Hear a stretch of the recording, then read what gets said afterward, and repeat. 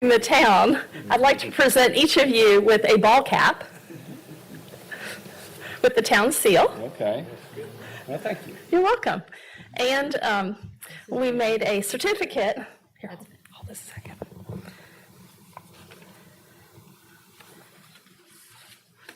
We have one for Ben and one for Steve for demonstrating outstanding environmental stewardship and voluntarily cleaning up over 100 bags of trash along Industrial Park Drive.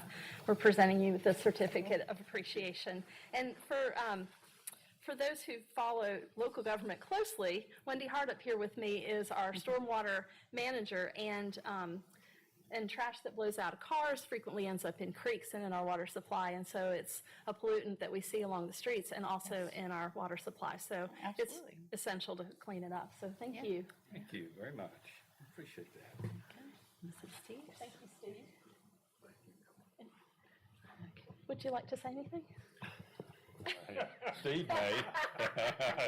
We can take any volunteers. Okay. Anybody wants to help. Fair enough. Yeah. Do you have anything? I have nothing. Okay, thank you. You want to shake everyone's hand? Thank you.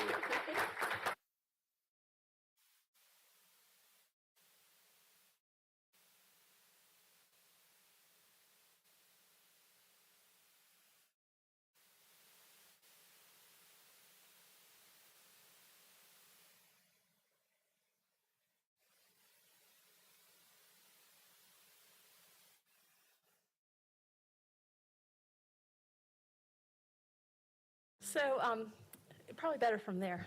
So while we have Wendy at the front of the room, the Stormwater Division did an interesting project today and has some interesting projects underway, and I asked her to take just a few moments and share the highlights of that with you. So we'll turn it over to Wendy Hardup. Okay, I was just going to give you a quick update. So we did have the litter pickup last weekend with solid waste, and all of public services worked together really to get that to happen. I think we picked up somewhere around 40 bags of trash along Teague and Hopkins, and even a few bags of trash around the Grayland Green Street area. So I think it's pretty successful for our first kind of start at a big pickup again after COVID. And then today we with Parks and Rec and the Streets Department or Streets Division and Stormwater, we worked with Haynes Geocomponents and this new erosion control company called SOX Erosion Solutions, and we put in along the shoreline at Century Lake this new erosion control matting. It's basically like a big soil pillow, and you wash in sand into it, and then we're going to plant it tomorrow. But it was a cool demonstration today. We had, I think, 56 people that showed up throughout the day to see the demonstration of how it was installed, and several were from surrounding cities. DOT came, and then some consultant contractor type people, and even some engineers. So it ended up being a great day. So that was a great thing to kind of highlight. So that's our big so stuff. many times what we're trying to do is remove or create a shoreline or create a creek line or to avoid sediment dirt from falling into the creek. This sock actually helps pull it out after it's already been deposited into the water. Right. So yeah, we're just trying to reduce some of our erosion we got along the shoreline and get some more plants in there and get it nice and pretty for everybody to enjoy. So later on the agenda, we're going to be looking at a North Carolina Land and Waterfront Fund grant contract, but that is to help do further work on a tributary of Abbott's Creek that runs through Ivy Redmond Park and in that area. And Wendy has overseen a project to remediate a large section of that, and we have gotten a grant from congressional funds for $2.42 million to continue that project. Right. So Wendy's currently working on all of the details of that, and will be back to us with that in the future. Yes. Do you have anything else on that? Just that's going to be a long process. We have like 80 pages to read from EPA on how to fill out their application. But once we get through all of that, we're going to meet next week to figure out how we're going to go about filling out that application and get all the studies done that are required. But in the meantime, if y'all approve receiving the grant funds from North Carolina Land and Water, we'll be able to do the stream restoration that's over on the newer area that we just purchased. It adjoins with our older property, right around where they have the cross-country track. So that's an area that's kind of a Grand Canyon, if you haven't seen that. It's not as bad as where we're gonna fix in the future, but it's bad enough, so. It's just, we have really highly erodible soils with lots of sand mixed in, so that's why it tends to erode fairly quickly in that particular area. And we appreciate the time and assistance from Representative Kathy Manning's office for the congressional grant, and from North Carolina Representative Donnie Lambeth and Senator Joyce Krovic that helped make this funding from the state and federal level possible. Right. Thank you, Wendy. You're welcome. All right, next we will do a proclamation in appreciation of Clerks Week. And I'll recognize Keith Hooker to come with me.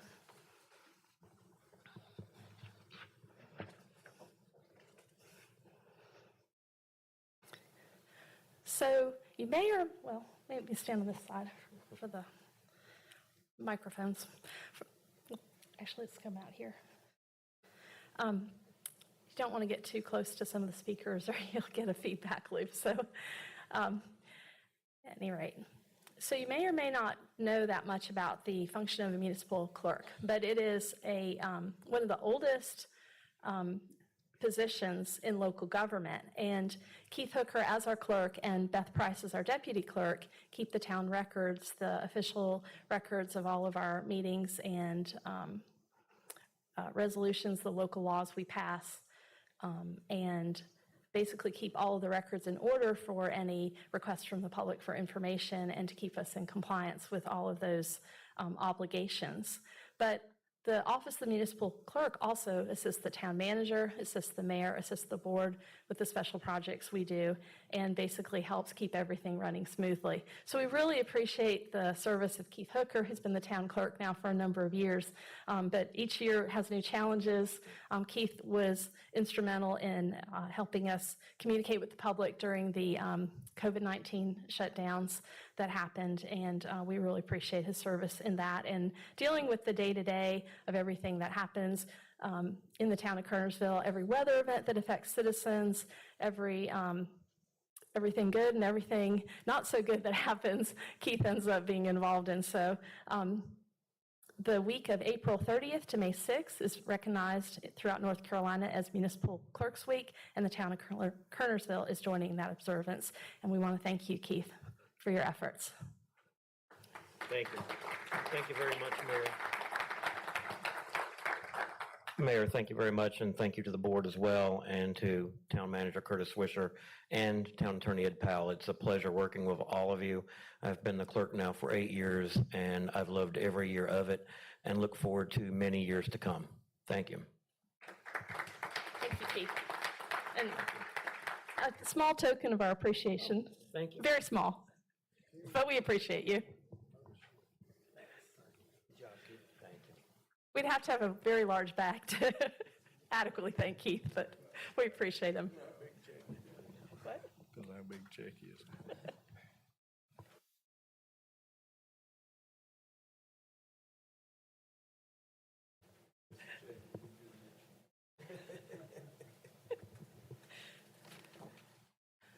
All right, next is a recognition of Arbor Day in Parks and Rec.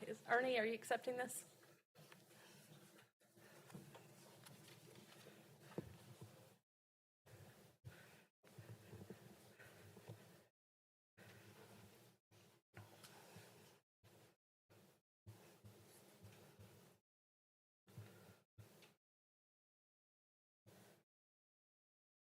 As mayor and on behalf of the Board of Aldermen, this is Ernie Parks, our park.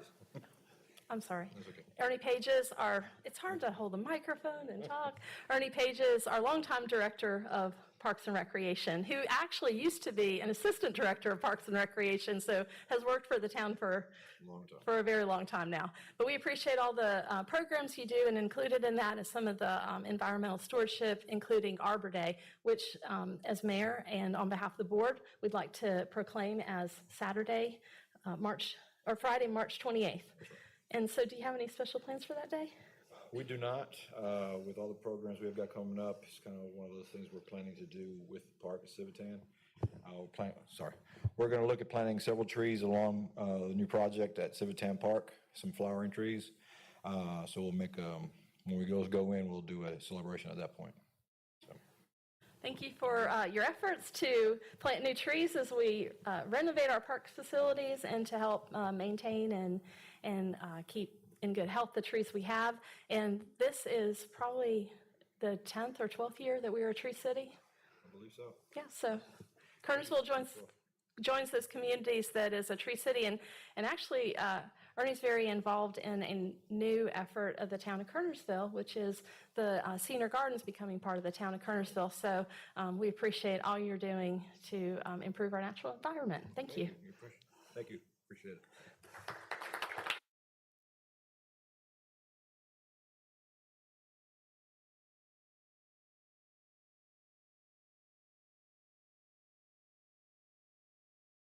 Okay, and now we'll turn our attention to the public hearings.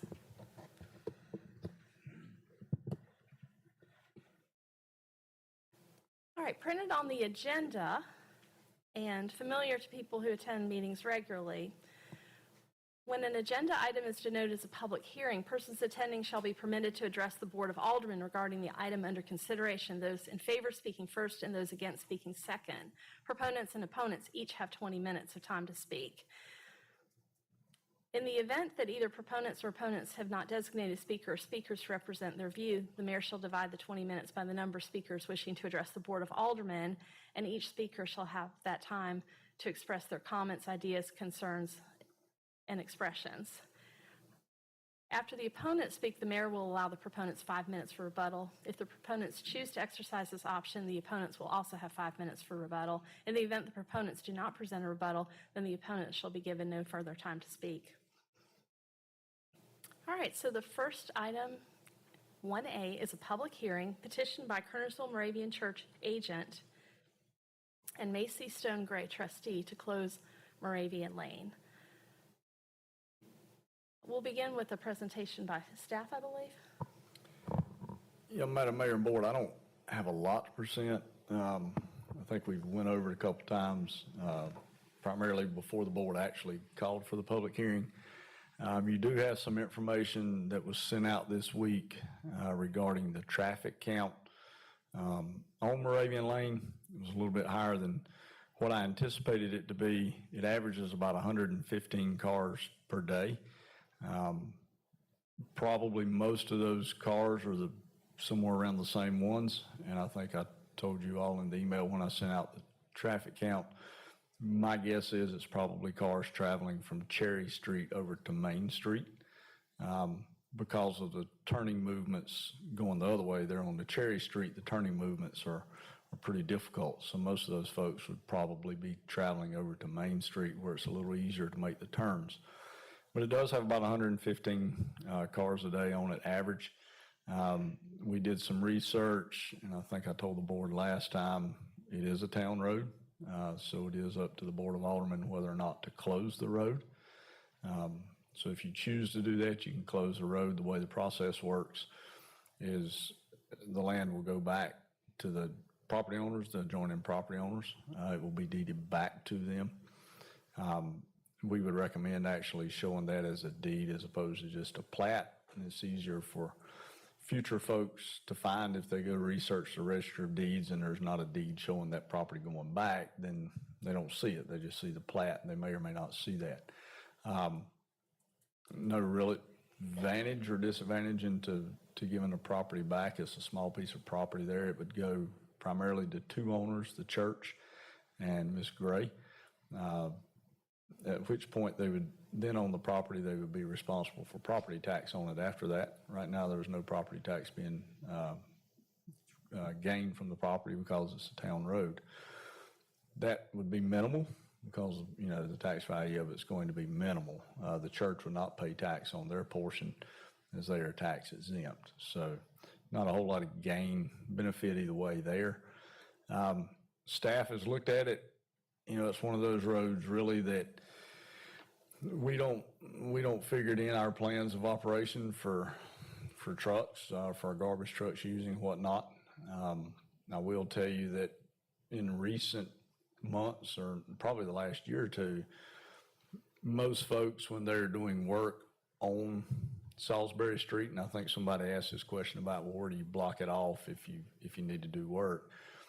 Most of the recent work that has been done on Salisbury Street, even if it is done south of Moravian Lane, they block that road off where Salisbury and, I'm sorry, if they're doing work on Main Street south of Moravian, they block it off where Salisbury and Main split off and force traffic down, most of the time down Oakhurst Street and then over that way, and then they'll let them go down Salisbury Street and come back up on Pineview, or they'll go down and come around Century Park, or go down Oakhurst Street and come back.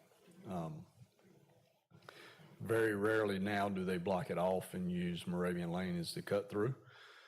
I will tell you that if, in all likelihood, I talked to Chief Summers today, if it was an emergency and we had to use Moravian Lane for some reason as a detour road, number one, it would probably be only one way because it won't handle a lot of two-way traffic.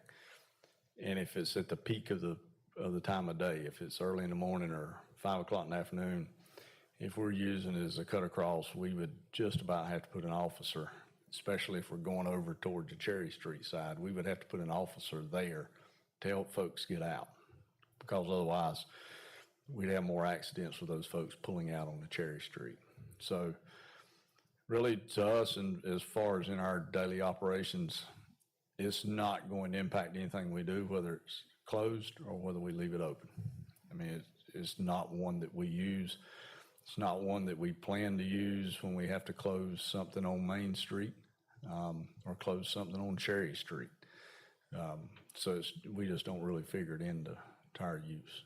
So I don't have anything else to add. Be glad to answer any questions. I think we did. I think, Captain Tilly, you have a count on the number of accidents?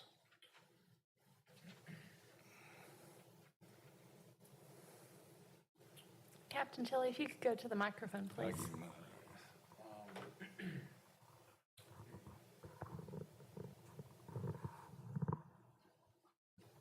In the last 2 years, we've only had 3 crashes there. It does not say. Can you say exactly? It's at Moravian Lane and South Cherry. It would be at South Cherry. Okay. So not a lot of accidents. I mean, you wouldn't expect a tremendous amount because not a lot of use. So that's the information I think the board asked for, was the traffic count and the number of crashes there, and whether or not it was actually a town road as opposed to just basically a cart path. So it is a town road. You can close it or you can leave it open. You heard the traffic accidents are 3, and the traffic count's about 115 a day. And you have the breakdown of the traffic count where you can see it. I mean, the heaviest period in that traffic count is at 9 a.m. to about, anywhere from about 7 a.m. to 10 a.m. And then again in the afternoon from around 3 p.m. to roughly 6 p.m. So you got those 3 hours of folks going to work and the 3 hours of the folks coming home from work. So that's the heaviest part. The rest of the day, you might have 7 or 8 cars in an hour, which that's about 1 every 10 minutes. So I'll be glad to answer any other questions the board might have. All right, this is a public hearing. I'll declare the public hearing open. I have 3 speakers in favor. I believe this is the order the cards were given to me: Kathy Bowman Atkins, Jason Grubbs, and Mary Gray. So if you'd like to speak in that order or a different order, it's fine.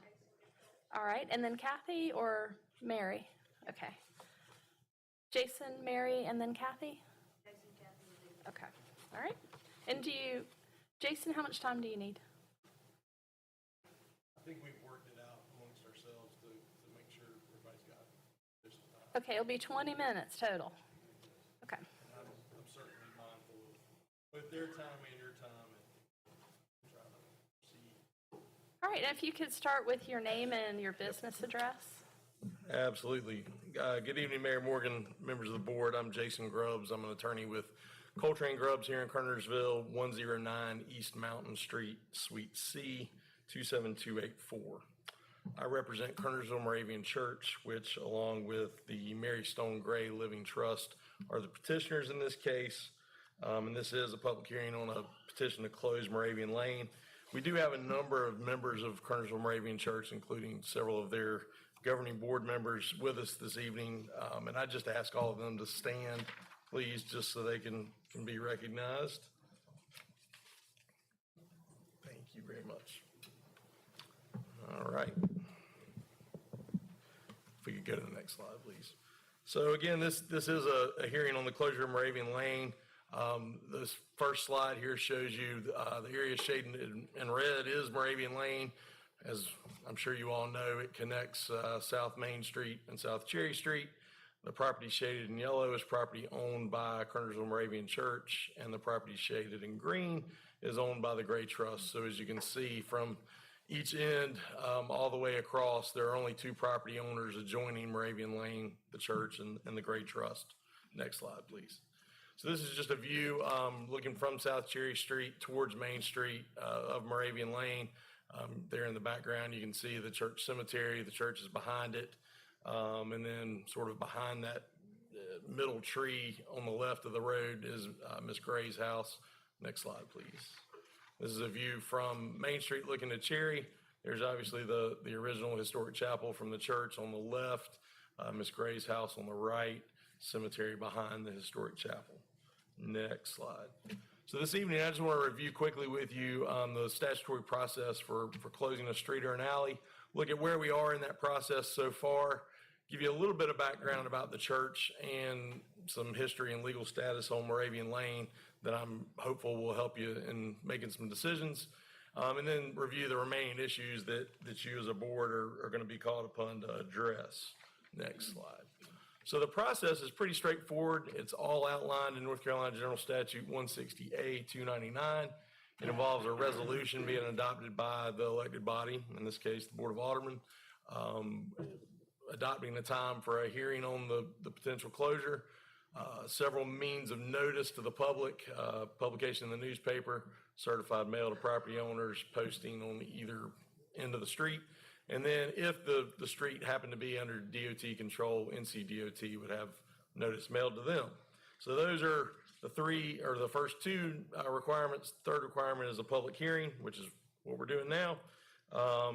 And if we can go to the next slide, that public hearing is going to involve public comment on the potential closure. And then you're going to be asked as the elected body to really ask two questions. Number one, are any of the property owners adjacent to or nearby the property going to be deprived of ingress and egress to their property as a result of the potential closure? That's question number one. And then question number two is the closure contrary to the public interest? And as Mr. Swisher explained, the effect of closing the road is essentially that title reverts to the owners. The statute gets into some technical ways in which that happens, but for all intents and purposes, the property owners on either side become the owners of that closed right-of-way. Next slide, please. So where we are so far, you passed the resolution on March 7th. All the notices have been taken care of other than the notice to DOT, which is not required because it's not a DOT-controlled road. That just leaves us with the public hearing on the potential closure. Next slide, please. And that, again, involves public comment, and then you looking at access as well as the public interest. Next slide, please.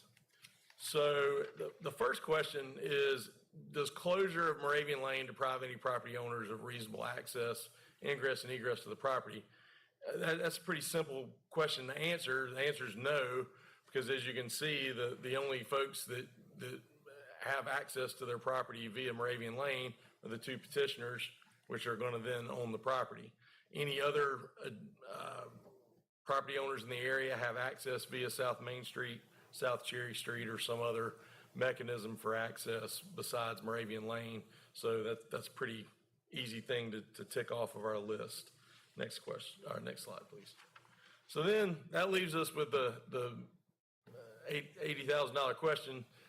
Is the closure of Moravian Lane contrary to the public interest? And before I attempt to provide you some information about that, I think it might be helpful to you to just know a little bit about my client and also about Moravian Lane. Next slide. So Kernersville Moravian Church, one of the oldest churches in Kernersville. Its founding actually predates the incorporation of the town by about 4 years. Very much woven into the fabric of Kernersville, both from a community standpoint and a religious, exercise of faith standpoint. And what I really want to focus on for a moment tonight is not so much the religious aspect, but more of the human services aspect. So we can go to the next slide. Kernersville Moravian has been around a long time, and in that time, they've managed to do a lot of good in the community.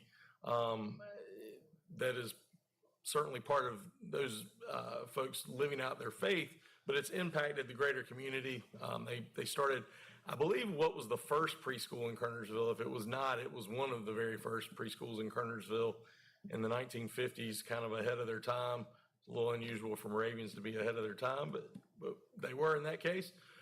More recently, Bethany Cafe is a joint venture or joint project with multiple other Kernersville area churches that addresses food insecurity in the community, particularly on the weekends when school lunches aren't available and things like that.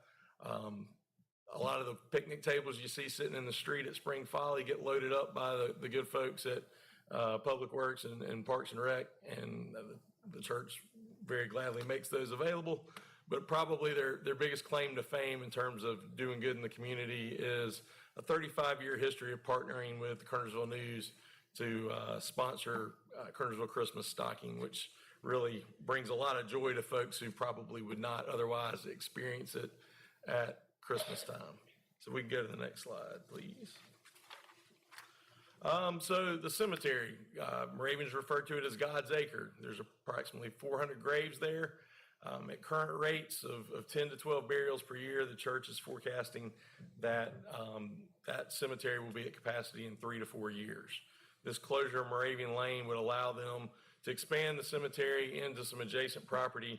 The yellow block on the north side of Moravian Lane, the church already owns that property. It's already zoned institutional, and it would give them the ability to expand that cemetery. Next slide, please.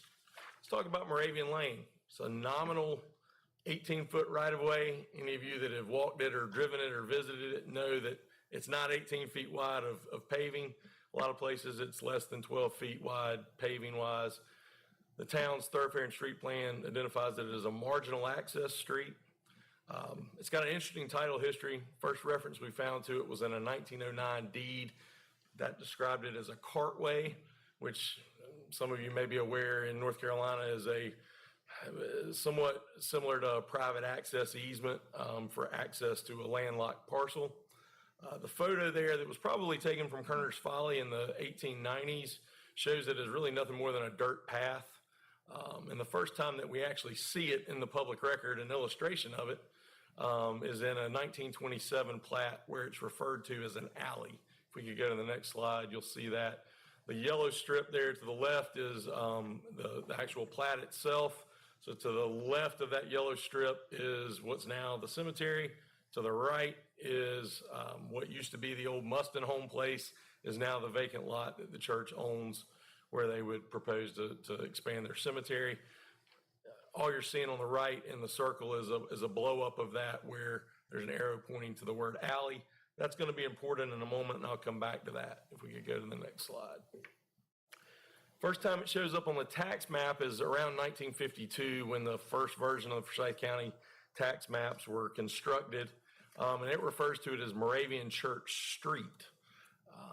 I could not find, my firm could not find in any of our title research, any formal recorded dedication of the Moravian Lane as a public street. Now, I want to make sure you understand my client does not in any way contend this is not a public right-of-way subject to the control of the town of Kernersville. I think my understanding of the title work that the town had done came to the same conclusion we did, which is that at one point it wasn't a public right-of-way.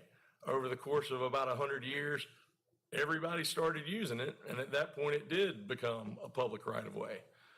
So we're not disputing that it's public right-of-way, but what we are wanting to make you aware of, if we go to the next slide, is that it started out as an alley. And why is that important? Well, the only recorded plat shows it as an alley, and it was intended to be an alley. And the reason it's not a street and is an alley, because it was platted as an alley, it's now a public alley, just like Highfield Alley off of West Mountain Street. There's a half dozen alleys in Kernersville that are public alleys. The town's ordinances defines an alley as a service way providing a secondary means of public access to abutting property and not intended for general traffic circulation. So that's an important point. The whole point of an alley is to get to the stuff off the alley, not to get from one road to another. That would probably be defined as a connector road, a thoroughfare, but that's not an alley. Could you stop the time a second, JR? Mr. Groves, I'd like to remind you, there's 9 minutes left for all speakers I got it. on proponent side. No problem. Okay. All right, next slide. So it was never intended to be anything with any intent to connect Cherry Street and Main Street. In fact, up till the late 1960s, South Cherry Street, where it connects to Moravian Lane, wasn't even paved. It was a dirt road. So there was really no need to connect the two streets. Anybody that didn't want to mess up their wagon or their car was going to drive on Main Street rather than Cherry Street. Next slide. So that gets us back to the point of the public interest. That's really what you've got to decide. Is this closure contrary to the public interest? And I just want to point out, the wording of the statute is important here. It doesn't require it to be beneficial to the public interest. It doesn't have to, the public doesn't have to derive some benefit from the road or the street remaining open. The closure of the street can't be contrary to the public interest. Now, I'm glad I'm standing on this side of this podium and not the other, because it's up to you guys to figure out what the public interest is. And I'm sure all of you during your time as alderman have come to know that that's a pretty difficult thing to define. In fact, the legislature won't define it. The courts won't define it because it's not black and white. And it's kind of you know it when you see it, and you have to weigh a lot of competing factors to figure out what is in the public interest and what is not. Next slide, please. I would argue that it is certainly not contrary to the public interest and probably is actually beneficial in that it allows my client to better use its property. It actually creates infill development on an unused lot in the middle of town that's going to keep additional cemeteries from having to be built in the near future. That's one of the Onward Kernersville goals. It's something we're going to have to be focused on as a community for the next 50 years because we're running out of land. And it also addresses some traffic safety and other concerns caused by the use of Moravian Lane that I believe Ms. Gray is going to touch on further in just a moment. Next slide. So the concerns about Moravian Lane being closed, it's really too narrow for two cars to pass. There's no way it works for two-way vehicular traffic. There's visibility concerns. This is the intersection with Cherry Street. As you can see, if you're trying to look at oncoming traffic coming from the south, from Walmart, Lowe's, it's almost a blind turn out into traffic. It's also almost directly across from an entrance to an apartment complex. I mean, you can see those are not aligned, but they're almost aligned enough to make it dangerous. Ms. Gray will tell you about some of the speeding and other behaviors on the road. I would argue if there's a concern about one-way traffic at some point, we've already addressed that with the Oakhurst Street extension, which you've never had before. Moravian Lane became a street long before Tanyard Lane and Oakhurst Street weren't aligned. Now you got a signalized intersection at Cherry Street. If you really wanted to do something to help traffic and help people that are using Moravian Lane, signalize Main Street and Oakhurst Street extension. That way you've got signals at either end. You can address all those turning movements much more easily. Next slide, please. So it's not practical, even in the unlikely event that there were ever one-way traffic. I don't think that's really foreseeable, but even if it were, Moravian Lane's not going to help you there. Next slide, please. So we've reviewed the statutory process. We've met all the requirements other than the public hearing, which we're doing now. And my client contends that this was really never intended to be a public street. It is now a public street, but it's still really just an alley for all intents and purposes. And so for those reasons, we would ask for consideration of our petition to close the street, and appreciate your time and attention. I'm glad to answer any questions. Thank you, Mr. Grubbs. Our next speaker is Kathy Bowman Atkins. Yes. Kathy Bowman Atkins, my address is 1010 Beechcrest Drive, Kernersville, 27284. I am the secretary of the Unified Board at Kernersville Moravian Church. We sent a letter before the last meeting where you voted to have this hearing, so I'm not going to repeat all of that, and Jason just did a great job of covering all the pertinent points that we wanted to make to you. So the only thing, you have that letter, you can read it. A couple of things. We just met, the board did last week, which Jason didn't know this. We literally have 30 grave sites left in our current graveyard. If you're a Moravian, it's a graveyard. If it's attached to a church. It's a cemetery if it's not attached to a church. So, but we have 30 grave sites left. That's it, okay, on that side of the street. So obviously we have a great concern about that. A couple of other things that we did think about, and it's been thought about many times. It's not just about us having the red, of course that's our number one priority, but we see Moravian, if it was not that we thought that Moravian Lane was necessity versus convenience, we wouldn't be here pleading this case. We thought about that. We thought about the safety issues, okay, that there are real safety issues. So it's not just about what we want. But I will tell you this, that since this has come up and that they asked me to kind of spearhead this a little bit in the church and this initiative, I've become one of the most popular people at Kernersville Moravian Church, because I will tell you that I have heard from everyone, I think, in that church almost saying, we really would like to see this happen, you know. So I just wanted to let you know that there's an overwhelming desire in our church and our congregation for this to happen. And I'm going to yield to Maggie Gray. Okay, thank you. All right, Mary Gray. Hey, how much time do I have? We counted down from 20, so you have 3 minutes and 21 seconds. All right, well, I'm not going to read it then. I'm probably going to be more personal than what I planned on being. We moved to 418 South Main Street, which is the only house on Moravian Lane, in 2005. So we've lived there for 18 years, and a lot of changes in the town have changed our life living on Moravian Lane. There's more traffic because of the Arboretum, the venues at Kerner's Folly that go on, and now we're going to have a welcome center.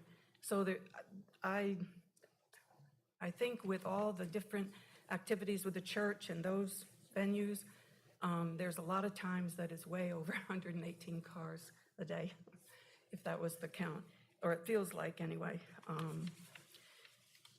And when there's not a lot of traffic, we have personally experienced people using Moravian Lane like their own personal little drag strip, you know, and they throw their trash out on Moravian Lane, which is sad because it's part of the historical district, and you have the graveyard, and we pick up trash all the time. And we don't mind doing that, but we invite these nice people that were here to come and help us anytime they want. Our house is within feet of Moravian Lane. When you come in the door on the side, that's the way we go in and out almost all the time. So it's very close. And what I wasn't going to talk about is my husband died when I was 45, and when the church put the house up for sale, I had been a member since my kids came to the play school. And the people at the Moravian Church were so kind that I wanted to be a member of their church. I was raised Catholic, my husband was raised Baptist. I really liked the talk about the diversity from the pastor that spoke, but I always felt welcome there, and the reason I bought the house after my husband died was I wanted to be close to the people who were close to my daughter. My daughter has a disability. She has a developmental disability and some other disabilities that she has had since birth.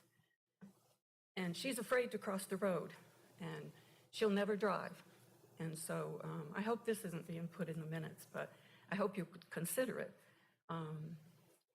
So it will always, my goal and all my plans and my hard work has been so that when I'm no longer here, she'll be able to remain in the house and she can just cross Little Moravian Lane, because I said she won't cross Main Street without my help because she's afraid.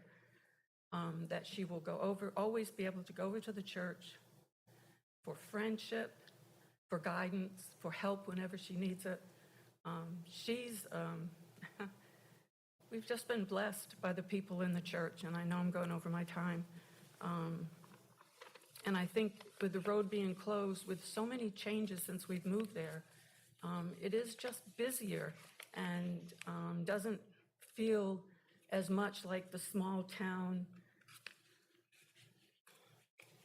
feel with all the traffic and, you know, the different things that have happened since we've moved in. And I just want it to be, I want her to be as independent as she can be.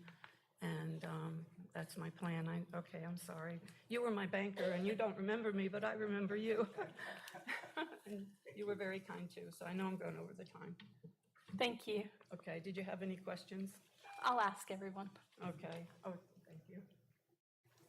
I'm sorry, I didn't plan on saying that, but Jason, you really, you know, really, yes. Thank you. Thank you. Sorry. All right.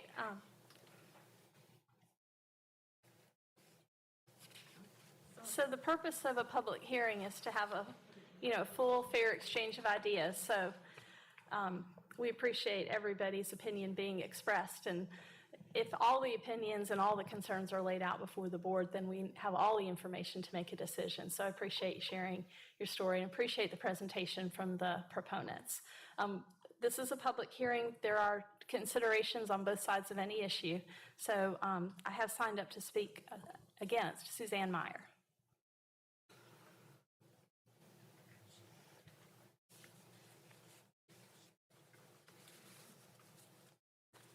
Good evening. I am Suzanne Meyer. I live at 182 Rockford Road. My home is about half a mile north of Kernersville Middle School off Piney Grove Road. I have been wanting to widen Moravian Lane since the first time I saw it. I've lived here 29 years. It is easier to drive around downtown Winston-Salem than it is Kernersville. There's like no idea of a grid, or you can go one direction on Cherry Street or Main Street and say, oh, I need to turn around and go back to the store I missed. I forgot something at Farmer's Feed and Seed. You can't make a left-hand turn to go back down on Cherry. And I just think it is such a far distance from Oakhurst, which is north of Main Street Methodist, all the way down to the beautiful Kernersville sign where Cherry runs into South Main. If you're going south, there's no way else to go north. You'd have to turn around the parking lot behind Hardee's or go all the way to the traffic circle behind Lowe's Foods and turn around to go back up. I've seen several wrecks on Cherry Street and had to use Moravian Lane to get around it. Just this summer, I know this is unusual.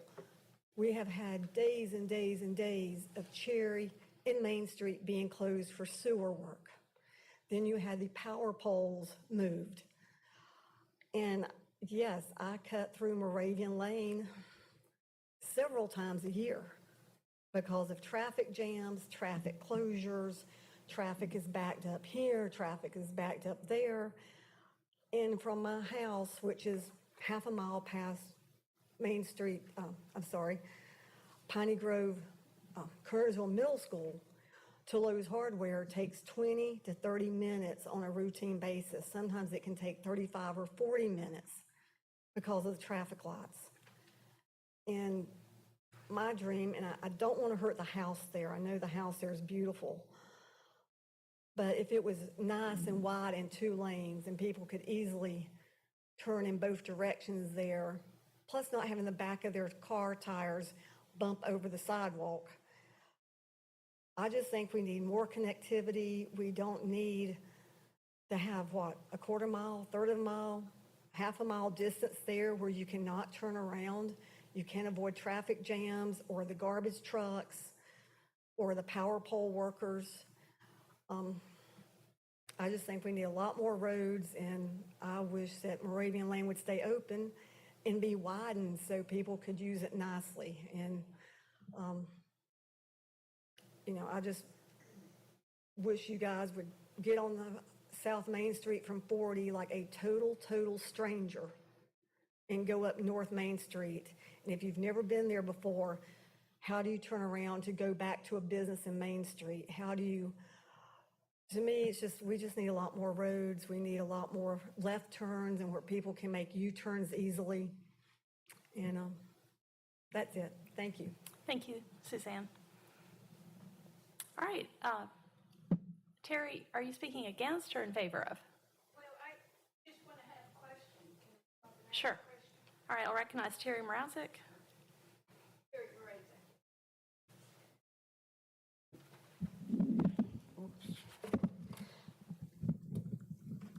My name is Terry Mrazek, and I live at 6547 Kernersville Road. And the reason that I have a question, I once lived in the White House in the blue trim that sat right on that street, right next to the Moravian Church. When I lived in it, it was owned by the Moravian Church. My question is, does the Moravian Church still own that White House? You own it. So where would the road be shut off? Because I'm going to tell you, when I lived in that home for several years while we were building a home off of Hopkins Road, it was tremendously troublesome and dangerous because it's a single road for one car, not two. You can't pass on it.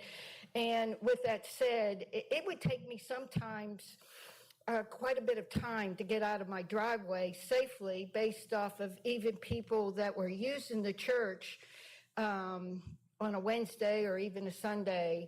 So I would be probably more in favor of closing the road. But my question is, how does that affect you if you're not able to get in and out of your driveway? Will they put you a driveway in front of the house? Terry? Are they going to? Terry, we'll Yeah. address that in a moment. Oh, okay. Well, that was my question, is how would they access getting in and out of their driveway? All right. Thank you. Is there anyone else who'd like to speak in opposition to closure of Moravian Lane? Is there anyone else here who would like to speak in opposition to closing Moravian Lane? Seeing none, I'll declare the public hearing closed. Mr. Swisher, if you could address what happens if a street is closed, that would answer Ms. Mrazek's question. The property that is now Moravian Lane would go back to Miss Gray and to the church. And I don't know what the church would do with their portion, but Miss Gray would still access, it would become her driveway, I'm assuming, off of Main Street. She would turn on that portion of Moravian Lane that belongs to her and then pull into her house, as she does now. Or I don't know if she has a driveway cut on the other side or not, but if she does, she could come off Moravian Lane onto that side. But I don't know where her driveway cut is. But that portion, I'm guessing the church would probably dig the road up on the part that they get back, and then it would just be like a driveway turning off of Main Street. There onto what is now Moravian Lane would just be a driveway, and it would go into Miss Gray's house. Mr. Grubbs, if you could sit down, we're discussing, this is the board's. I was going to offer to help answer the question. But I have to Okay. wait to be called All right, the public hearing's closed. Are there any comments or questions from the board? You can ask a question to anyone in the room, but they should limit their answer to answering your question. I got a question, Madam Mayor. Okay? Mr. Grubbs, you were getting ready to explain to us what happens Mr. Groves, you can come forward to answer Mr. Barrow's question. if we give the property back. Who takes what? I Yes, think that's sir. probably what you're I'd be trying glad to to do. answer that. Ms. Garner, would it be possible to pull up the plat that's at the end of that presentation? It's going to be difficult to see. Steve Bowers, who most all of you know, did a fantastic job surveying this for us, but as Steve is wanting to do, it's very detailed. What you're looking at, Moravian Lane obviously is running kind of 4 o'clock to 11 o'clock, Cherry's at the back, Main's at the front. The shaded area there towards Main Street is basically the portion that extends past Miss Gray's driveway. This plat would be recorded, as Mr. Swisher commented. There would then be a deed from the town to the church and Miss Gray. The church and Miss Gray have agreed to some terms of a shared driveway agreement that would basically allow Miss Gray controlled access to the portion of Moravian Lane that goes from South Main Street to her driveway. The town doesn't really have any intention, or the church does not have any intention, I don't believe, at the current time, to completely dig up the roadway. There's some benefit for conducting funerals. They may resurface it to brick or something, but there's some benefit to having an ability to get in and out of there with hearses or equipment or whatever. So she would have shared driveway access from Main Street to her driveway. And that's already on the plat. If there was a way to zoom in, I could show it to you better, but it's right in here. I've got another question, and Mr. Grubbs, you might be able to answer this. Y'all would like to close it so that you could move your, was it a cemetery or a graveyard? Graveyard. Graveyard. So you can move your graveyard over, correct? Yes, sir. And I would think you're planning on doing that anyhow? You know, I don't know how much the church has researched the feasibility of doing it without the street being closed. Could there not, 115 people a day use this thing, could there not be some type of accommodation that would allow the Moravian Church to close that road whenever y'all were using it for a funeral or whatever? I don't think that would necessarily be within my client's control or Ms. Gray's control. I think there's a process the town has for doing that on a case-by-case basis. At the rate they're doing funerals, I'm not sure they want to have to do that every time the funeral plan goes into action. So. Right. I think we could probably pass something that would give the church a carte blanche to close it whenever they had a funeral. And we wouldn't have to go through the procedure of doing it every time. I think some accommodation like that could probably be reached. I'd be open to that. Just my thought. Thank you, Mr. Grubbs. Thank you, Mr. Mayor. Mr. Gorham? Yes, I would just like, what is the current membership of the church? Because you say you were losing y'all having about 10 to 12 funerals a year, and you're down to about 30 grave sites. So what's your current membership? Ms. Atkins, you can come forward to the mic to answer.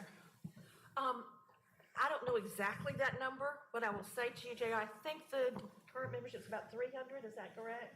But our attendance is not at that level, like any other church. Right. But our membership, I think, is about 300, 350, something like that. Okay, thank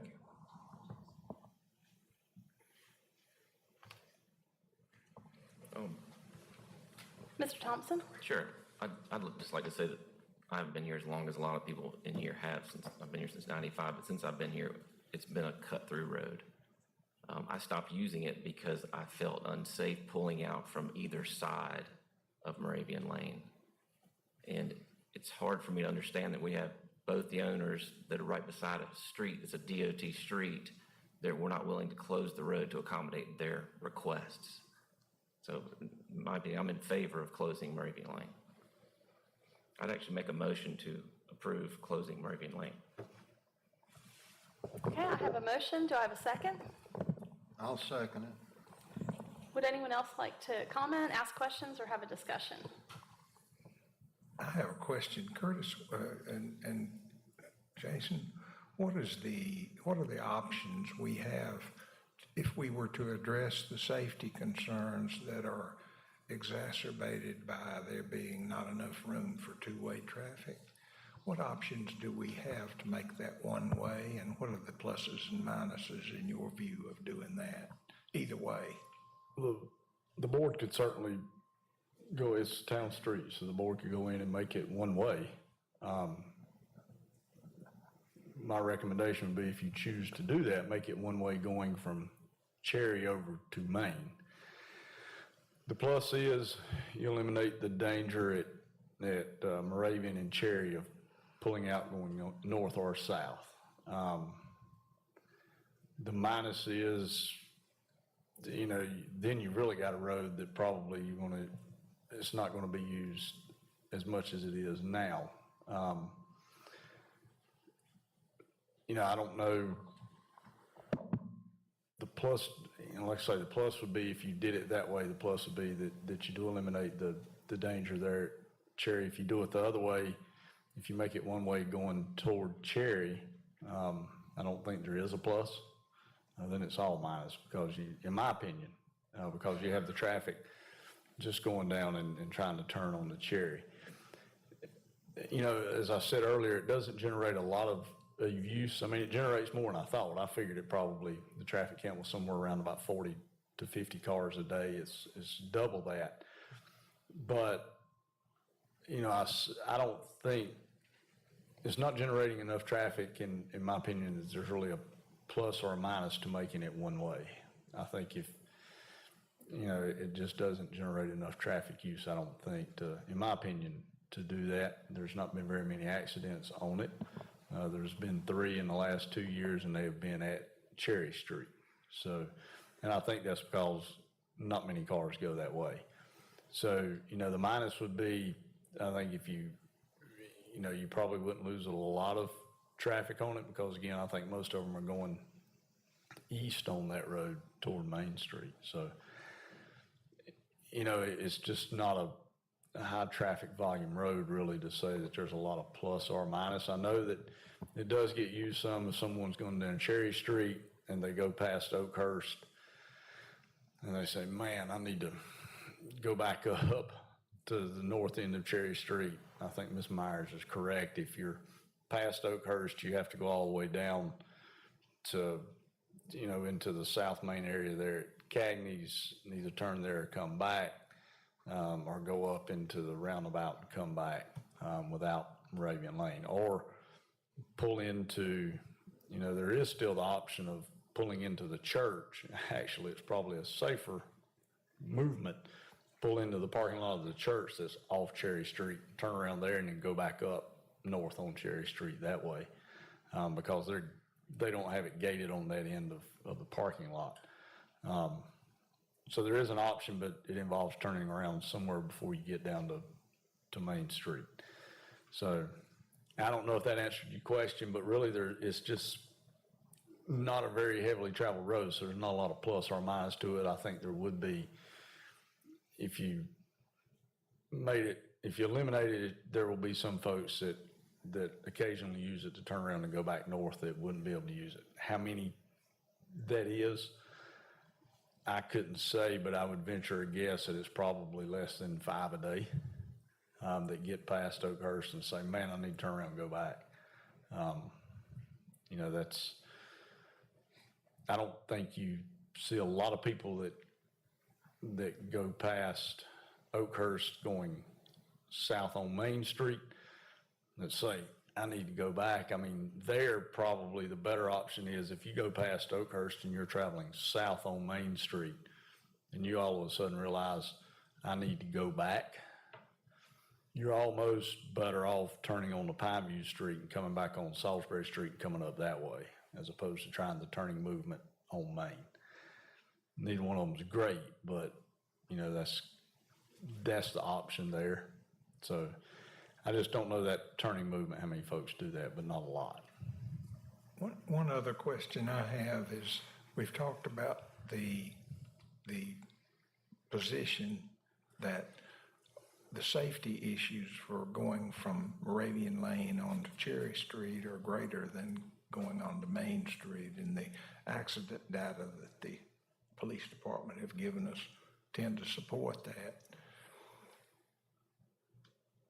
Are any of the safety issues related to any shrubbery or foliage that is on that corner that could impede vision to the south? There's some related to that, but the last time I was out there, some of that had been trimmed back. The biggest site impairment is the embankment there, the graveyard cemetery, I can't remember which ones they call it. It's a but graveyard. Graveyard. The graveyard is up higher than Moravian Lane, obviously, up higher than Cherry Street. And so you've got it kind of comes out and you've got the slope and the embankment.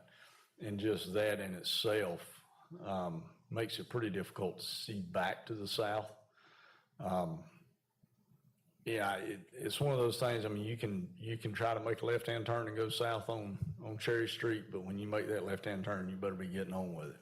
I mean, it's the shrubbery did at one point kind of make it difficult to see, but I was through there one time when it had been trimmed back, and it was still pretty difficult to see with just the way the embankment is. And honestly, I don't think there's any way to correct that because of the way the graveyard is and the position of the grave sites there. Okay, and my other question is, and Jason, you've done a great job representing your client. You guys have really laid it out.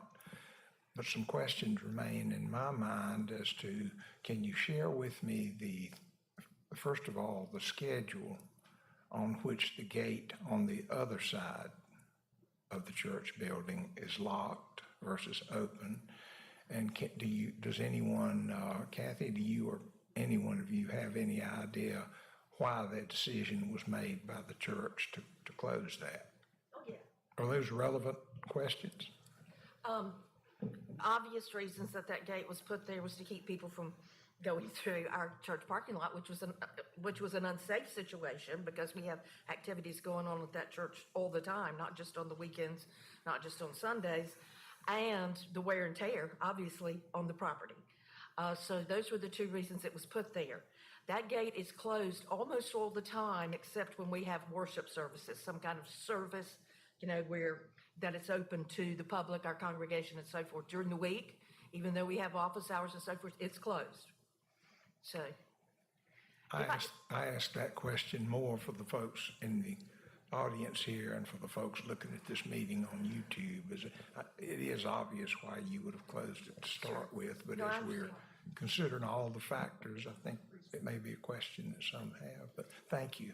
Can I address something that was raised about making it a one-lane road versus leaving it as it is today if you were to leave it open? Mr. Apple, do you have a question about that? I do have a question about that. Talk about, if you will, your views as to why it may or may not be appropriate to make that a one-way. To me, when I heard that, my first reaction was that makes that street even less safe. Because now we've got people that aren't aware of that. You and I both know that people don't pay attention to signs. Okay, my husband has to warn me still. It's finally in my head when I leave church because I live down off of going down Salisbury. So I go to Pineview and take a right when I leave church. Well, not too long ago, the sign went up there, said there's no right turn, no right on red, right? I bet you I shouldn't tell this, the police should see her. I probably turned right on red there 2 or 3 times before, yeah. and that people been used to cutting through that street. To me, they're going to keep cutting through that street, even though we make it one way, that becomes less safe than more safe. Just a consideration. All right. Mr. Apple, did you have further questions? I do not, Mayor. Thank you. Yes. Mr. Gorham? Yes, I have 2 questions. One, pertaining to safety. It was stated that over the last 2 years, we've had about 3 accidents on that road. Compare that to any other given road in Kernersville. Is that higher, or is that about average, or, I mean, give It's me something probably- to compare it I to. would say it's probably lower than most roads, but it's comparable to what you would see in a neighborhood with a fairly busy intersection. You might have 3 traffic accidents there, but it's certainly lower than what you would see on Main Street, Mountain Street, and things like that. And it's because of what Alderman Penix just said, the low traffic count. I think and I think is what's using that road, in my opinion, and I've not been out there and sat and just watched it, but I've been out there and seen some of the traffic pattern. Is what you have is the folks that are using it mainly are coming from Cherry Street in the morning. And instead of going up to Oakhurst and coming over to Main Street, they're closer to Moravian, so they come up Moravian and they either go down Pineview to 66 or they turn and come up and go to Harmon Lane. They just skip Oakhurst because there's a traffic light there. And there's not one at anywhere at either end of Moravian Lane. So I think you have the traffic mainly flowing east, which is not as bad of a traffic movement. If you had more of the traffic flowing back west, you would have a higher accident rate there. But it is lower than what we see by far on most roads, but most roads are carrying, like Main Street, probably 10, 20,000 cars a day, and that one's 100. So. Got it. Yeah, Okay. but it is quite a bit lower. It's, like I say, it's comparable to what you would see in a neighborhood if it's got a busy intersection somewhere. Okay. Probably comparable to the number of accidents, and maybe even a little bit lower, where you would turn into your neighborhood off of Limel Springs. Got it. Yep. Yeah. Second question for Jason, or the church. If the church was forced to having to extend the graveyard, okay, as it is now, what's the pros and cons of doing that if the roads are open or closed? I mean, what? I think there's a couple cons to the road being open. Namely, it's probably going to impact the amount of that area that the church could actually use for the graveyard. So the church will be actually using what's now the road for graveyard? I don't think they would be using the road, but I think if the road is closed, they could come a lot closer to the edge of the pavement or wherever the current, width of that right of way is, than they can if there's going to be a potential for traffic on it. The other issue is, Mr. Swisher alluded to, there's a very steep grade difference right now between Moravian Lane and the graves on that side of the graveyard. So when you're having a funeral in that part of the cemetery graveyard, I'm a Moravian, and I was calling it a cemetery because I'm wearing my lawyer hat. So it's a graveyard. Okay. When you're in that part of the graveyard, traffic's kind of going below you. Same with on the edge near Cherry Street. The property, the old Mustin property on the other side of Moravian Lane is right at grade with the road, which means that if you're having a funeral service and the road is open, you could be standing from Kathy to me and cars coming by while you're trying to bury a loved one. So I think that would be the biggest drawback to leaving it open. And the ability to bring funeral processions and whatnot in and out of that part of the cemetery without having to worry about traffic. Yes. Can I address that also? If you have a question of him, he Yes. needs to identify himself though. Yes, just identify yourself. And you need to come to the To the microphone, mic. please. The reason to come to the microphone is that our town clerk does a really good job, but he will not be able to hear it in the recorded meeting if you speak from the seat, so. I'm Don Flowers. I'm the interim pastor at Kernersville Moravian. I can speak to that in some ways because we've had several funerals in the past few weeks, months. In the afternoons when we've been having the services, there's been traffic coming back and forth. On one hand, it's very disruptive to the solemnity of a funeral for the family. The latest funeral we had there literally was right next to the fence, and we had 4 or 5 cars come through. It's just very disruptive. If we move to the other side without the road closed, I mean, it's been mentioned, it could be right up to that space, and it's just the the solemnity of having that service for the families, for those who are grieving. It's just very disruptive to have cars zooming up and down. So. Thank you, Pastor. Okay, is there any other questions or further discussion? Well, I offered a while ago, I said that the board could probably pass something where they could close that road anytime y'all had a funeral. Would that not get you home on your, what would you call it, solemnity? Yeah. Would that not work? Allowing the Moravians to close the road when they had a funeral?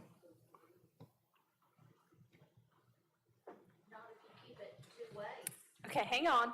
There's one person at a time, and right now, the public hearing's over, so I recognize, so Mr. Grubbs, again, please sit down. Does anyone have a specific question? Any elected official have a specific question of anyone in the room? I just asked. Okay, Mr. Would that not work? But who did you Whoever was- ask? You need to ask a person. Well, I was speaking to the interim pastor. Okay, there. Mr. Flowers.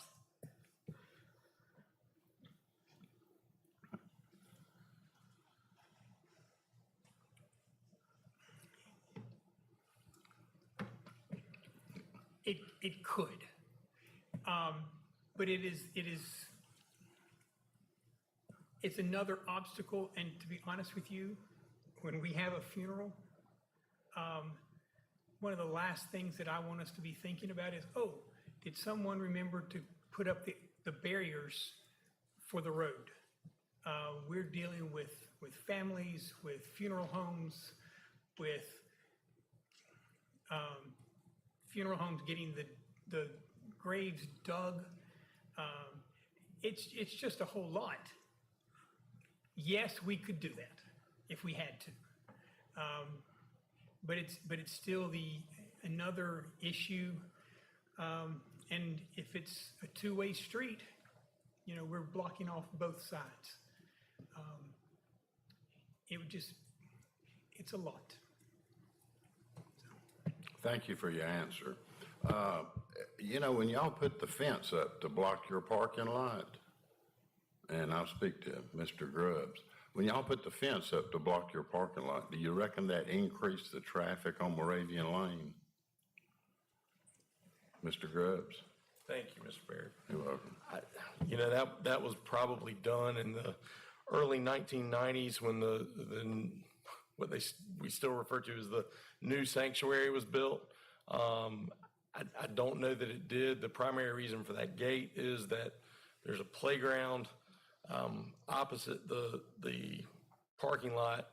Preschool occupies the bottom floor of the new building, and on any given weekday, you've got 3, 4, and 5-year-olds trying to go across to get to the playground, and it's just not worth taking a chance of one of them getting hit. So, yeah, I wouldn't hazard a guess as to what I think the impact of Moravian Lane has been the growth of the town. Well, I know in my experience, I used to go through the parking lot all the time, till they put the fence up. So. Okay, a good public hearing, a lot of comments, a lot of opinions voiced, and still more discussion. Mr. Apple. I have a comment, Madam Okay. Mayor, if I may, if it's an appropriate time to do that. Jason, you and I are in agreement on a major point you made, and that is that I too had rather be where you are than where we are. And Kathy, I think you said that you may be the most popular person in the congregation now because of the phone calls. Any of us who vote against closure may be among the most unpopular. But I think what's fair to be said about both positions on this issue is that Kernersville Moravian is certainly a part of the fabric of Kernersville and its history. You and others who elected this board have made us a part of the current fabric of this community.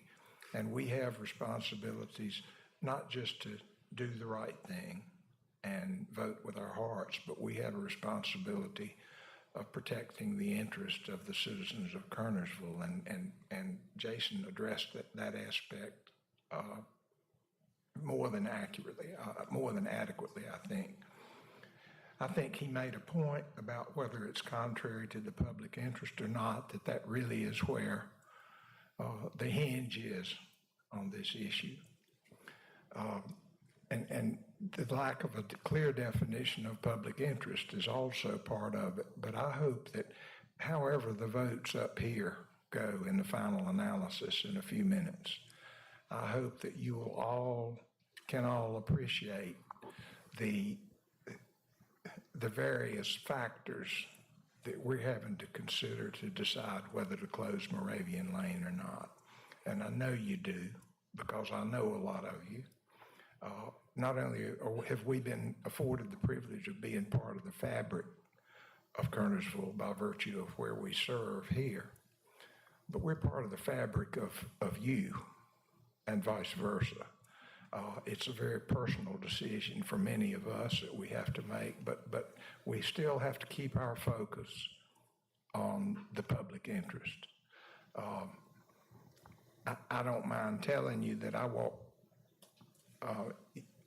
just a moment. I don't mind telling you that I walked into the room tonight probably with a predisposition that the public interest, it would be contrary to the public interest to close that street, based on two factors: based on the traffic count that this board asked be conducted and the numbers that resulted from it, which I think surprised most of us, if not all of us.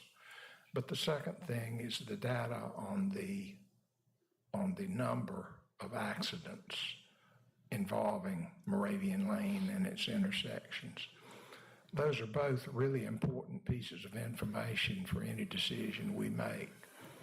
But I've learned a number of things tonight, and I think the process of this board and of public hearings in general, the process is such that we're supposed to hear you. We're supposed to learn things. Regardless of how we end up voting, this public hearing, public input is so extremely important. And I got in trouble once a few months ago by trying to convince people how hard the decision was. I may get in trouble tonight, but this is not an easy decision. So I just want you to know what's in my heart and mind as I consider how to cast my vote, and as we all do at the end of the day. And I hope you'll understand both the complexity of that, the emotional aspect, the legal aspect, and the civic responsibility aspect. And that's all I have to say. Okay, Mr. Apple, does anyone else have a comment? Mr. Penix hasn't had a chance to speak. Yeah, and I too have had a hard time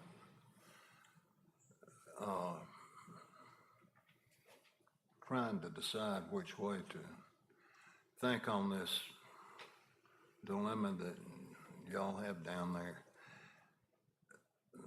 The thing in my mind is the history of Moravian Lane was not built to be a connector street.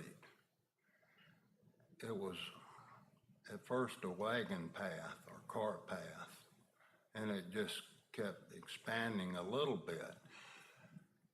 But it's barely a one-way street now. It's a single lane street that the public tries to use to save 30 seconds in their mind. They try to use it as a two-way street. And I've used it forever because I thought I was the only one in Kernersville that knew about it. I thought I was really smart. A few more people are using it now, and if you meet a car there, you're gonna have to drive in Miss Gray's yard, or you're gonna have to drive on the cemetery property. And that's no fun when it's snow on the ground or it's pouring down rain. It's not gonna impact the town as far as the town, one way or the other, the town of Kernersville, the government.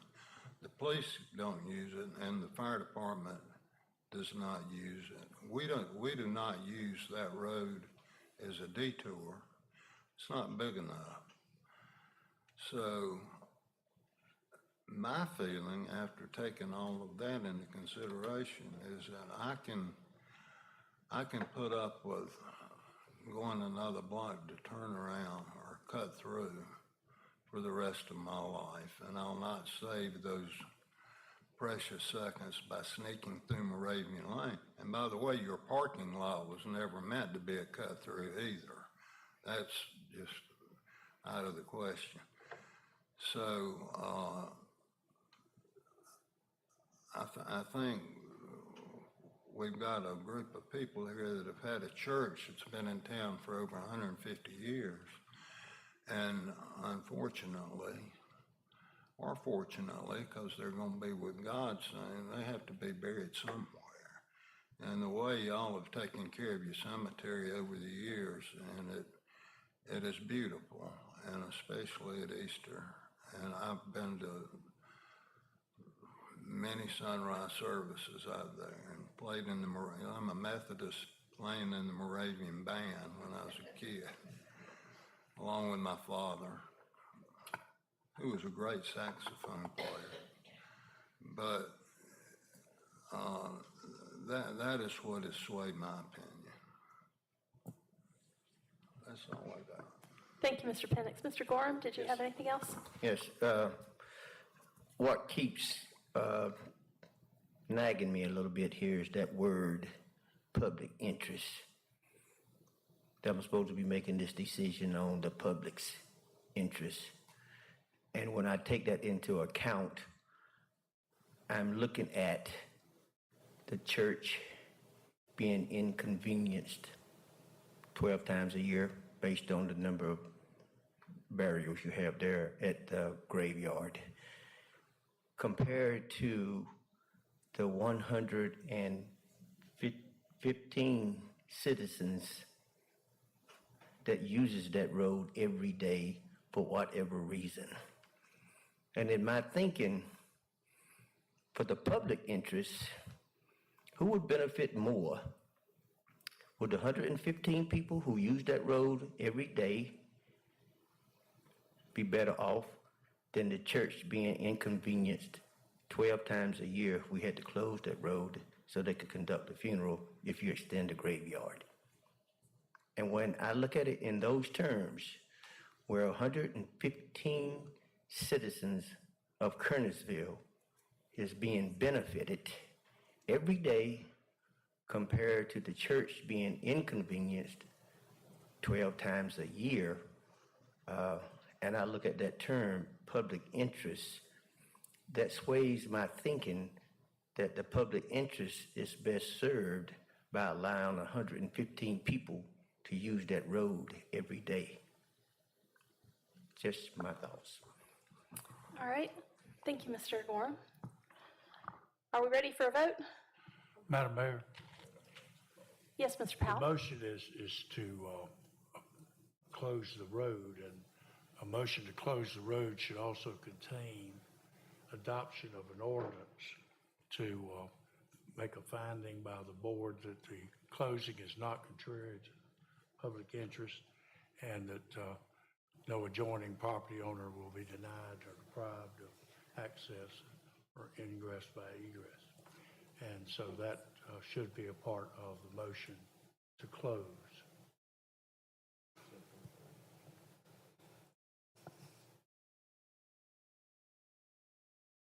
Can you repeat that, please? Could you say that again?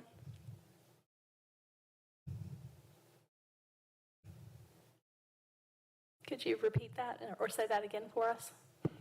You could just make a motion to adopt the ordinance that the board has in front of them. Okay. If you want to have a motion to close the road and by adopting this ordinance, which contains all that language.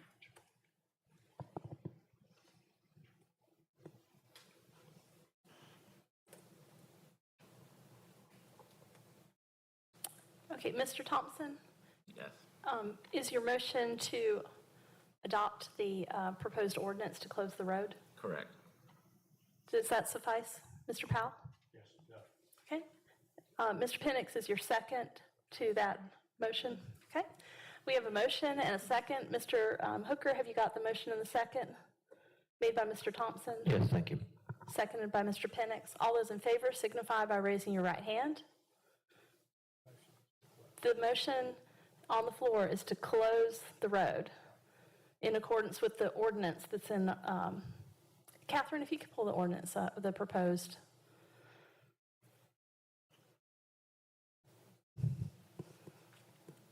The ordinance that is under consideration is an ordinance ordering the closing of Moravian Lane in the town of Kernersville.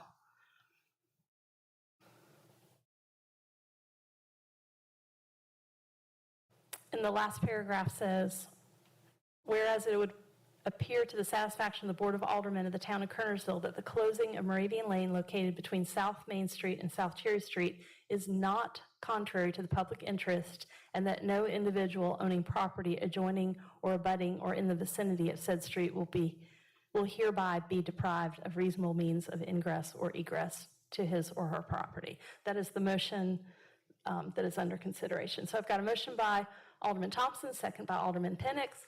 All those in favor, please raise your hand. Keep your hands up. I have 2 in favor. All opposed? I have 3 opposed. Mr. Powell and Mr. Swisher, where does that leave us? We got 2 against and 3. And that leaves it open. Okay, so Moravian Lane is open. Status quo. Status quo, they don't need it. Status quo, okay. So appreciate everybody's presentations. A lot of good ideas discussed and considered tonight. We appreciate you, everyone bringing their points of view to this meeting tonight, and the careful consideration and analysis by the board. I think that the board has worked on this because of the letters from the church and Mr. Grubb's prior comments to the board at earlier meetings for probably more than 3 months. So a lot of thought and consideration to this decision. So just thank you for everyone who took the time to be involved. All right, our next item is speakers from the floor. Is there anyone who'd like to address the board on a matter not included on the agenda? Seeing none, we'll move on to item 2B, which is consideration of acceptance of a bid for construction of public parking lot on properties located at 120 and 126 North Cherry. Madam Mayor and Board, as you might remember, we came last month, and the informal quotes that we had taken on the parking lot on North Cherry Street exceeded $500,000, so we had to put that out for formal bids. We received 4 bids on that parking lot. Fortunately, it came down. It didn't go up, which is nice. But it all works out about the same as when we figure out what we will be taking from the general fund. So the bid came down to $457,048. That was WC Construction Company. We have a $200,000 grant for that project, and the portion that we told you last month that we could take from other funds totals about $65,000. So that would leave us taking $192,048 from the general fund to complete this project. So a little bit more than what we initially anticipated. I think initially we'd anticipated taking about $115,000 to $120,000 out of the general fund. So now we're around $195,000. Not, it's not the full $257,000, so that helps out quite a bit. That has to come out. I can tell you if we want to do the project, we need the board to approve this tonight so we can get started on it. Otherwise, who knows, the bids might expire and it might come back and be $657,000 next time. I think the board has asked, about the necessity and the need for the parking lot. As you all have heard for the last several months, the parking lot currently there on North Main Street behind Fitz, Ellington Jewelers, it stays full about all of the time. We have some of those folks now parking here at Town Hall.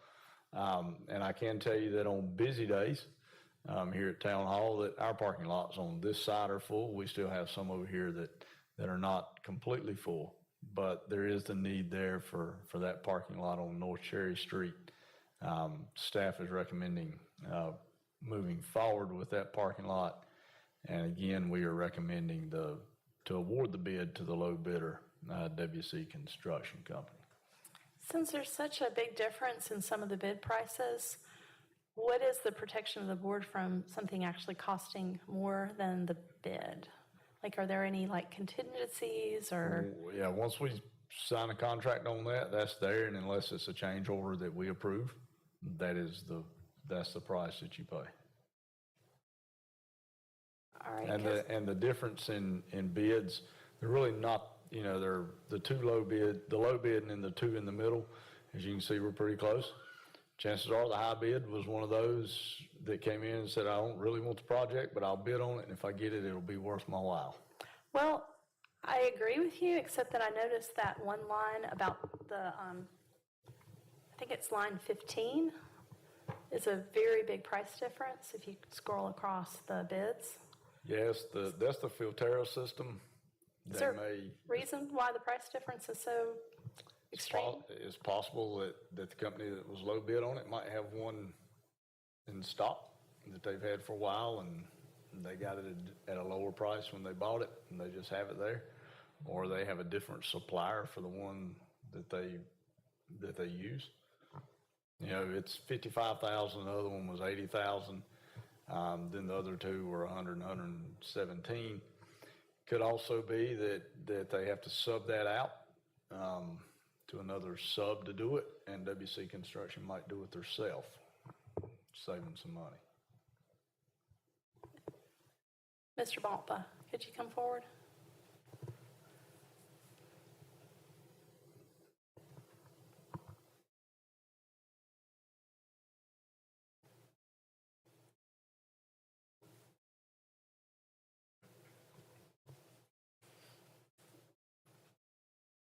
I have it weighing heavily on my mind, your concerns about our greenway taking so long to finish and that the project didn't get done in accordance with the time. And I have a little bit weighing on my mind about Civitan Park and needing a lot of extra fill dirt that we didn't anticipate. So in reviewing the line items bid by the various vendors, do you have any concerns about which bid we choose?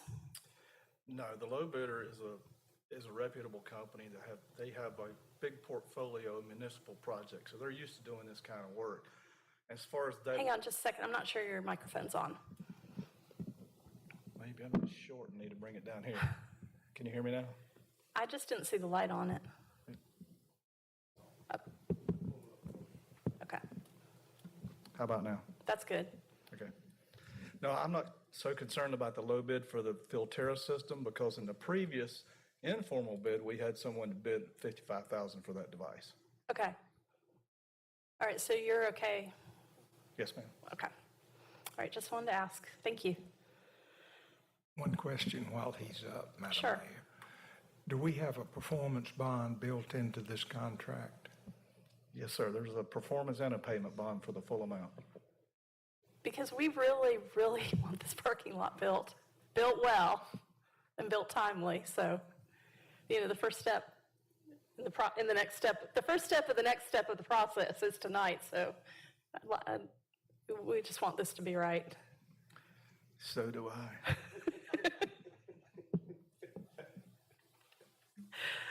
As I said earlier, a discussion, a forum for the full and fair discussion of ideas. All right. Any questions, comments, discussion, or do I have a motion? Motion to approve. I think we have to have the parking lot. Okay. Motion to second. approve the low bid.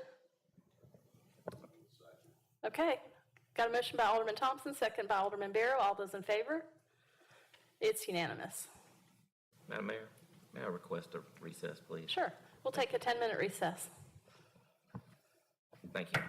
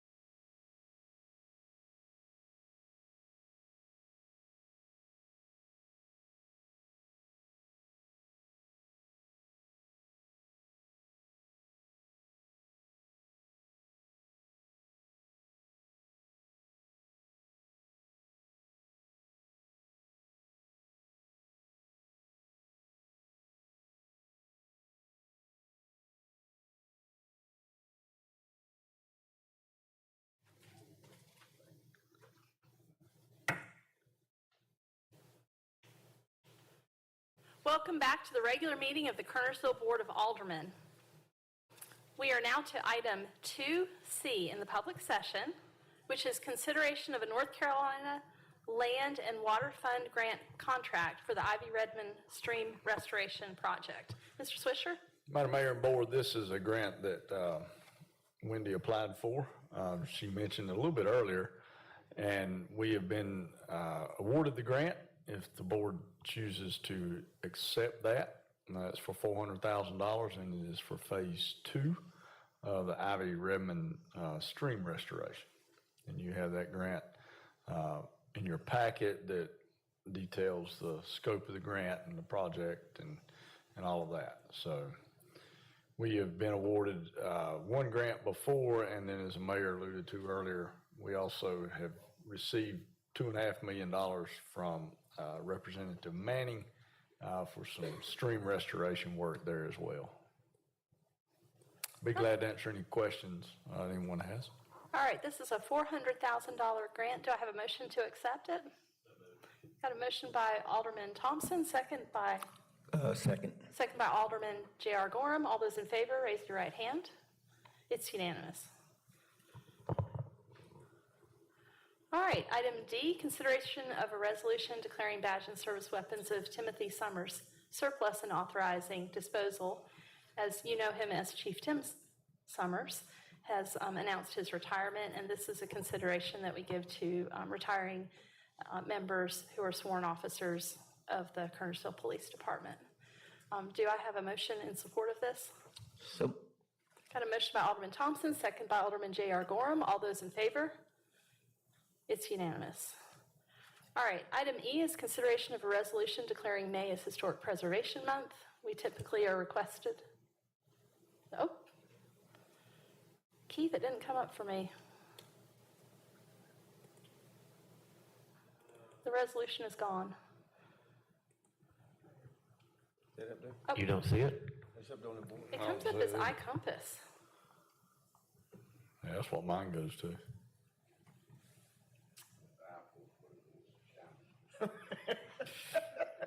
They've infiltrated our meeting. Okay. The resolution declaring Historic Preservation Month in Kernersville, North Carolina. So I take it Alderman Penix, Alderman Gorham, Yes. Alderman Apple, Alderman Barrow, and Alderman Thompson have all been able to pull this up. All right. So do you have any questions? The representatives will be here next month to accept it if we make this a resolution. So do I have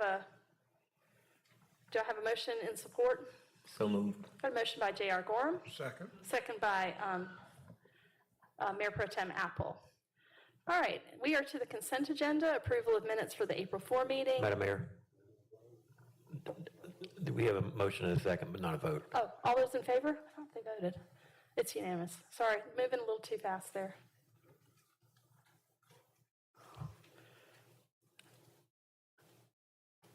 All right. So the consent agenda, these matters are considered to be routine and will be enacted by one motion unless a board member or citizen so requests, in which event the matter will be removed from the consent agenda and considered under the following item: A, approval of minutes for April 4, B, Forsyth County tax refunds. Is there anyone in the audience who'd like to see any of these items removed for further discussion? Seeing none, is there any board member who'd like to see A or B removed for further discussion? Seeing none, do I have a motion for approval of consent agenda? Motion to approve. Motion by Alderman Thompson. Second by Alderman Barrow. All those in favor? It's unanimous. All right, now we are to the briefing on the May 2 meeting agenda. Mr. Swisher, I'll let you run through that. Madam Mayor and Board, you have two public hearings related to rezonings. One of those is an annexation for property located on Perry Road. It's owned by Detail Investments LLC. And the other one is a public hearing for rezoning on Industrial Park Drive.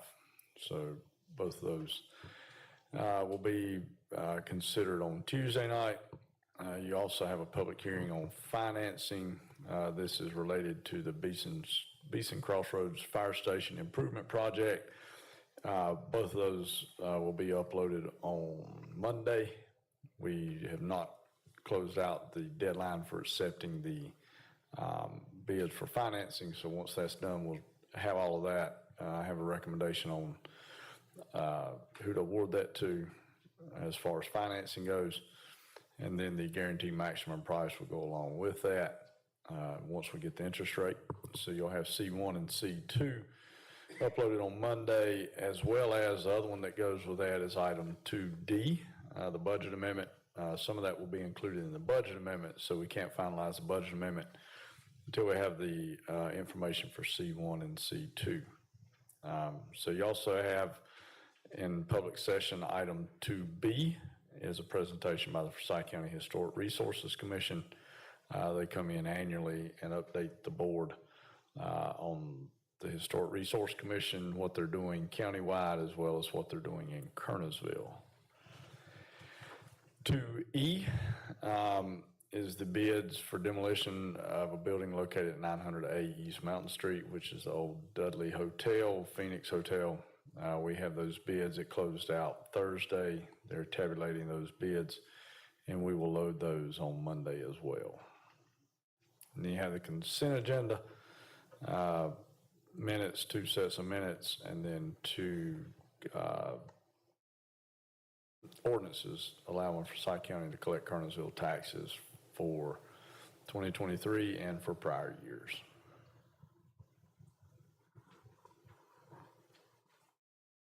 And that will be all unless something gets added.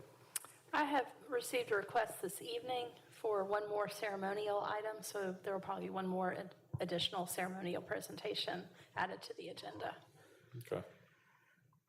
All right, are there any questions as to public hearings? Ms. Garner's here, or any of the other items upcoming for Tuesday night's meeting?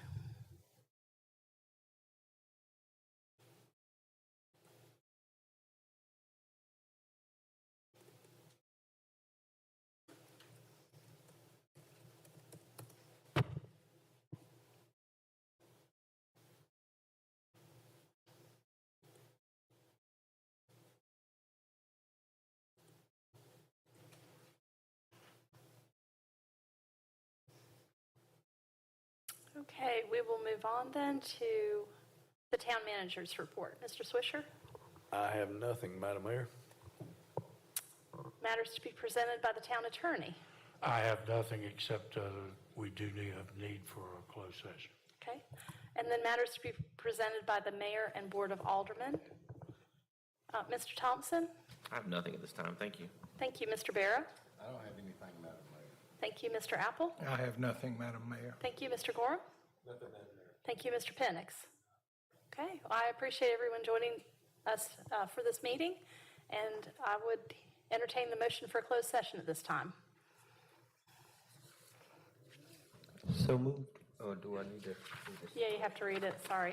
Okay. Pursuant to North Carolina General Statute 143-318.11A3, I move that the board go into closed session to consult with an attorney employed or retained by the public body in order to preserve the attorney-client privilege between the attorney and the public body, which privilege is hereby acknowledged. I have a motion by Alderman Gorham, Second. second by Alderman Thompson. All those in favor signify by raising your right hand. It's unanimous. This board is now in closed session.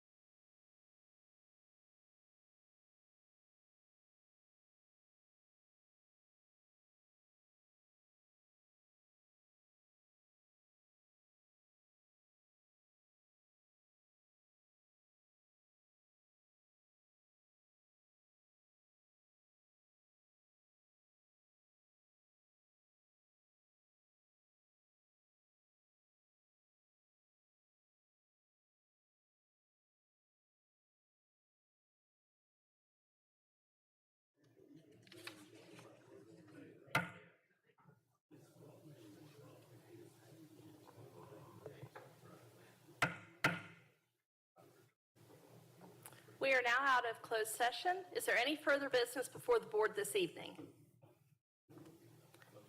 Seeing none, do I have a motion to adjourn? Got a motion to adjourn by Alderman Thompson. Second by Alderman Penix. All in favor, signify by raising your right hand. It's unanimous and this meeting is now adjourned.